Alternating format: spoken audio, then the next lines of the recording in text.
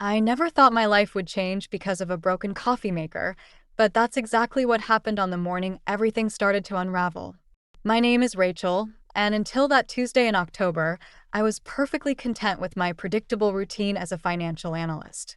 The coffee maker's death forced me to stop at being there, done that, a pretentious little cafe I usually avoided.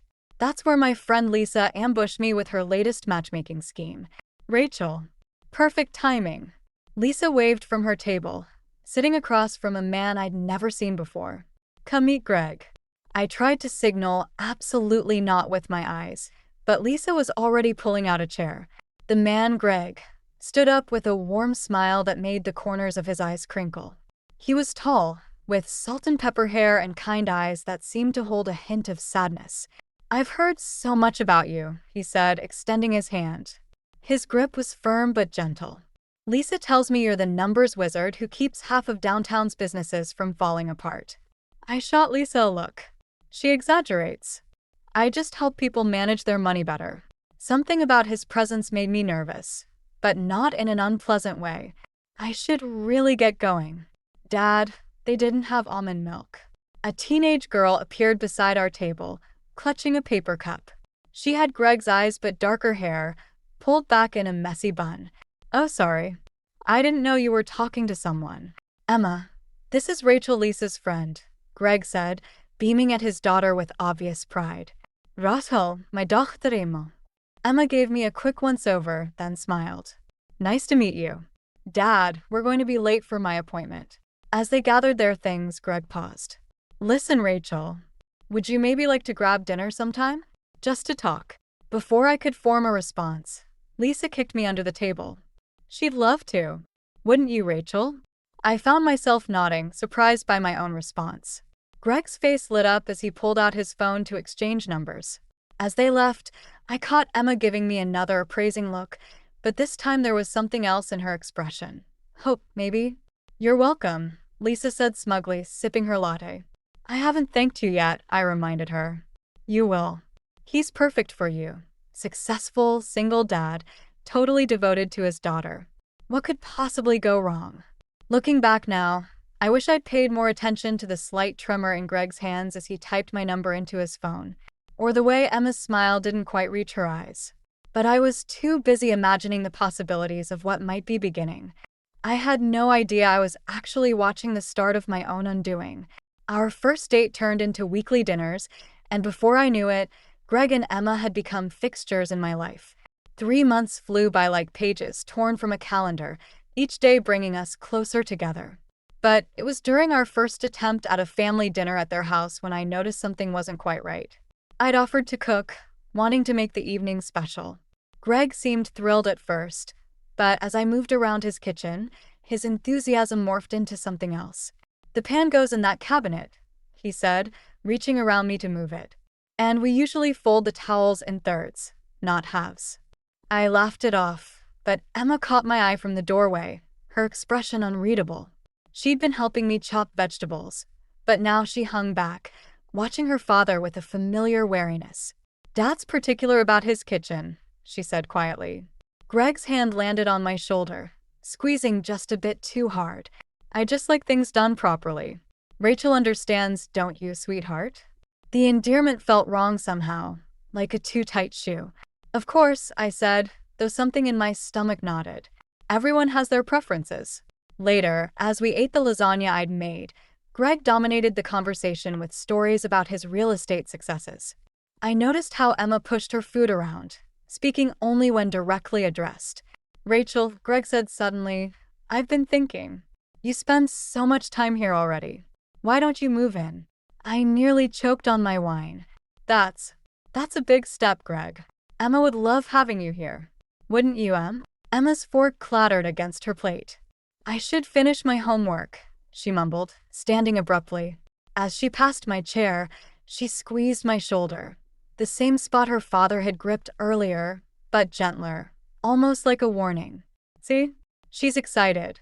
Greg beamed, missing or ignoring his daughter's obvious discomfort. I've already cleared space in my closet. The knot in my stomach tightened. You did? When? This morning. I like to be prepared. His smile didn't quite reach his eyes. "You're not having second thoughts, are you?" There was something in his tone, a slight edge that made me sit straighter. "Of course not. I just need time to think it through." "What's there to think about? We're perfect together." He reached for my hand across the table, his grip firm. "Trust me, Rachel. I know what's best for us."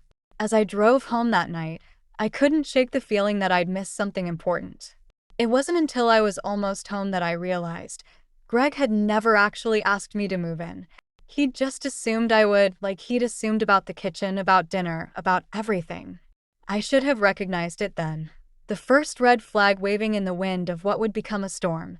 Despite my reservations, I moved in with Greg and Emma 2 months later.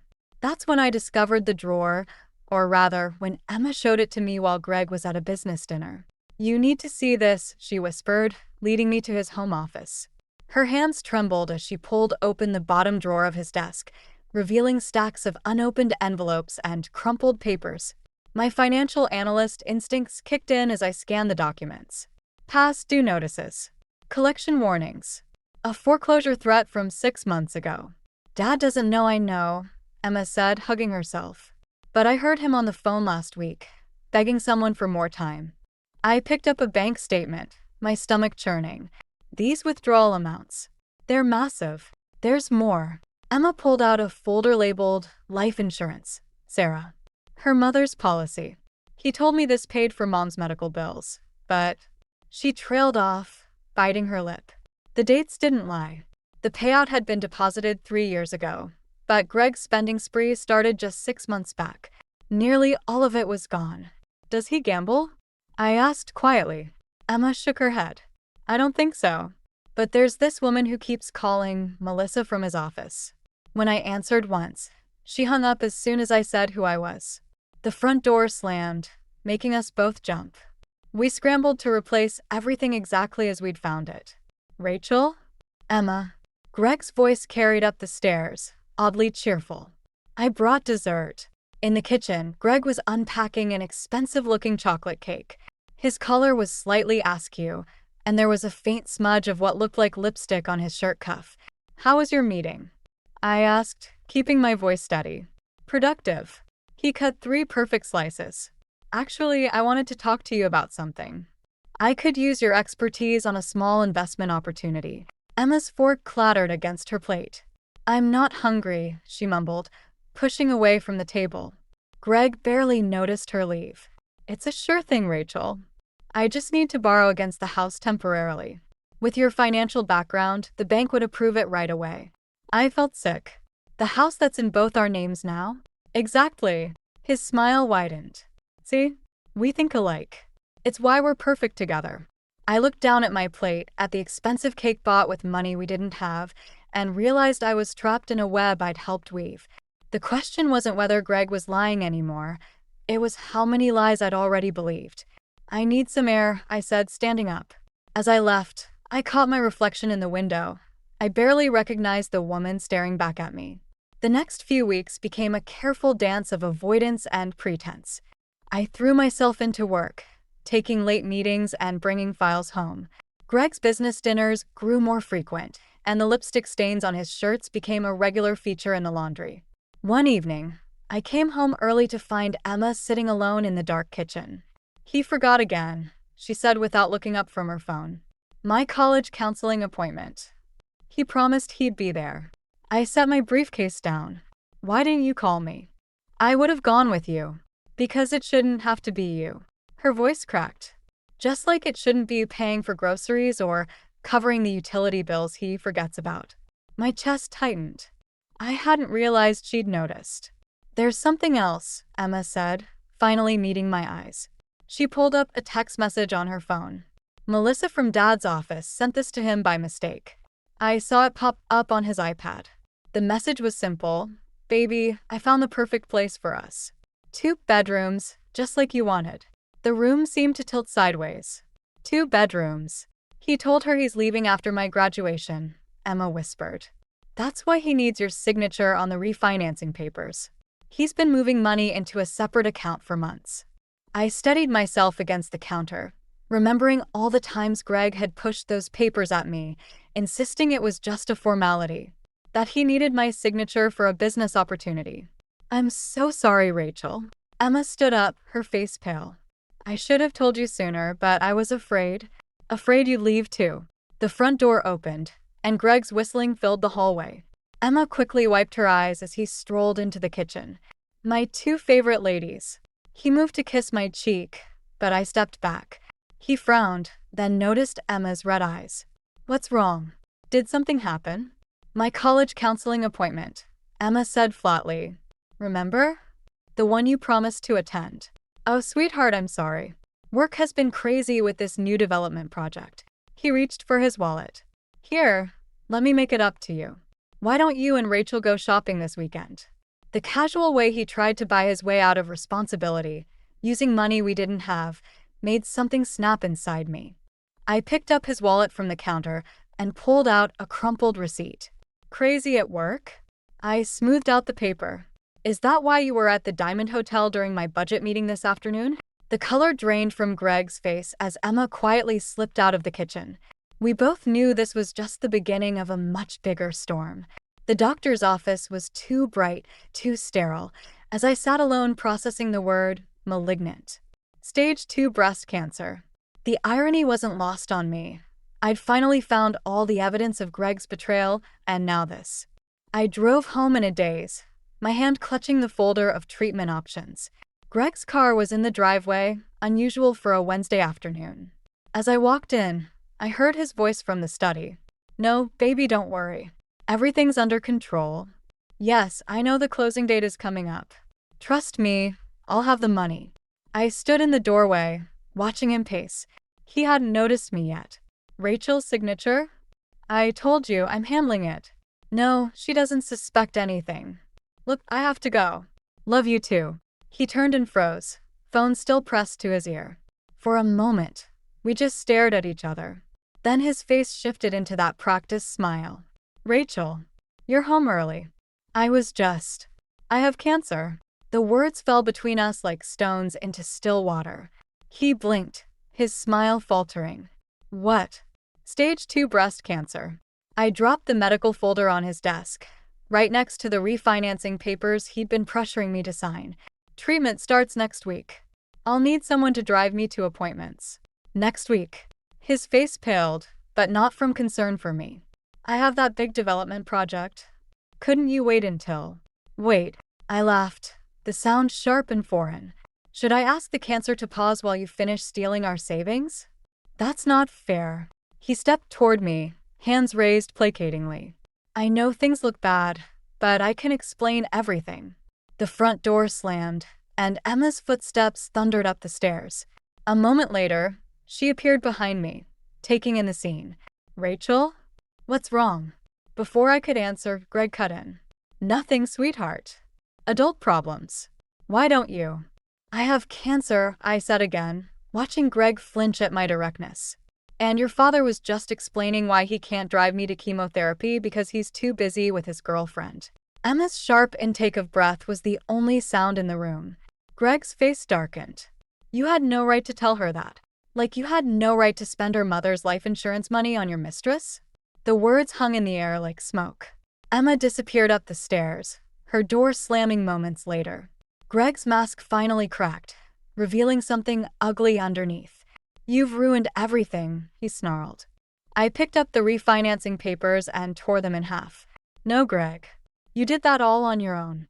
The first round of chemo hit me harder than expected. I spent most of that week in bed, trying to keep down water and crackers. Greg hadn't come home in 3 days. Not that I wanted him there. But Emma, sweet, fierce Emma, hadn't left my side. I found something else, she said one evening, perching on the edge of my bed. Her laptop glowed in the dim room. Dad's been transferring money to an account in Melissa's name. Big amounts. I tried to sit up, fighting a wave of nausea. How much? Almost everything. Her voice cracked, including what was left of Mom's life insurance. The bedroom door creaked open. Greg stood there, his silhouette dark against the hallway light. Emma, go to your room. She didn't move. No. His voice held an edge I'd never heard before. It's okay, I whispered to Emma. Go. We need to talk anyway. After she left, Greg closed the door. You've turned my own daughter against me. You did that yourself. Even speaking took effort. How long have you been planning to leave? Does it matter? He moved closer, looming over the bed. Look at you. You can barely function. How do you expect to fight me in court? My stomach lurched, but not from the chemo this time. What? I've already filed for divorce. Given your condition, I'll get everything, the house, the savings, full custody of Emma. She's 16, I managed. She can choose. Choose what? A sick woman who can't even take care of herself. His laugh was cold. Face it, Rachel. You've lost. The best thing you can do is sign the papers and walk away with whatever I decide to give you. The door burst open. Emma stood there, phone held high, recording. Got it all, Dad. Every word. Her hand shook, but her voice was steady. I'm sending this to Rachel's lawyer. And Mom's family. Greg lunged for the phone.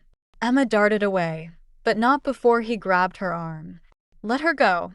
I tried to stand, tangling in the bedsheets.